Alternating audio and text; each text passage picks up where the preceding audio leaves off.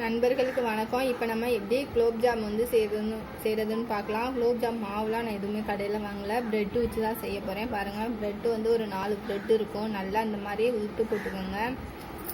சைடில் உள்ளதெல்லாம் கட் பண்ணி எடுத்துருங்க. கட் பண்ணிவிட்டு நான் 4 ப்ரெட்டை இந்த மாதிரி உதுத்து போட்டு வச்சுருக்கேன்.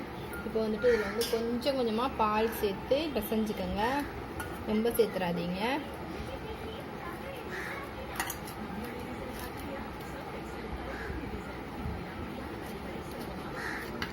இந்த மாதிரி பதத்துக்கு ஊற்றிக்கோங்க. பால் வந்து ரொம்ப கம்மியாக தான், 1 ஸ்பூனுக்கிட்ட தான் நான் ஊற்றிருப்பேன். 1 ஸ்பூனோட கம்மியாக தான் இருக்கும்.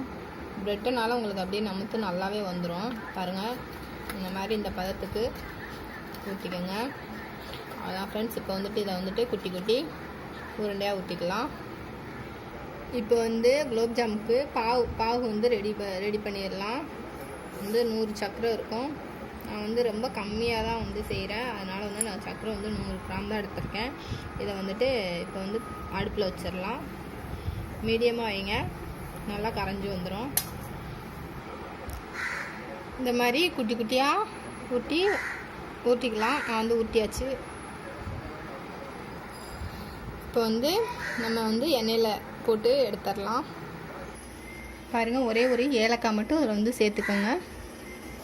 இப்போ எண்ணெய் சூடானதும் போட்டுடலாம். நல்லமாக போடுங்க. நான் வந்து ரொம்ப கம்மியாக தான் வச்சுருக்கேன், அதனால் வந்து நான் எல்லாத்தையுமே போடுறேன்.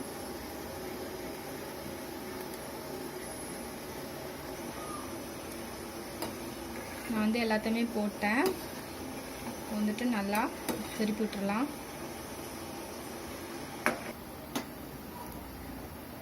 பாருங்கள், உங்களுக்கு குலோப்ஜாம் ரெடி ஆயிடுச்சு. அவ்வளோ அழகாக வந்திருக்குன்னு. இங்கே குலோப்ஜாம் மாவில் பண்ண மாதிரியே அவ்வளோ அழகாக சூப்பராக வந்திருக்குன்னு. பாருங்கள் ஃப்ரெண்ட்ஸ், ரெடி ஆயிடுச்சு. இப்போ வந்து தண்ணி வந்து இதில் ஊற்றிடலாம்.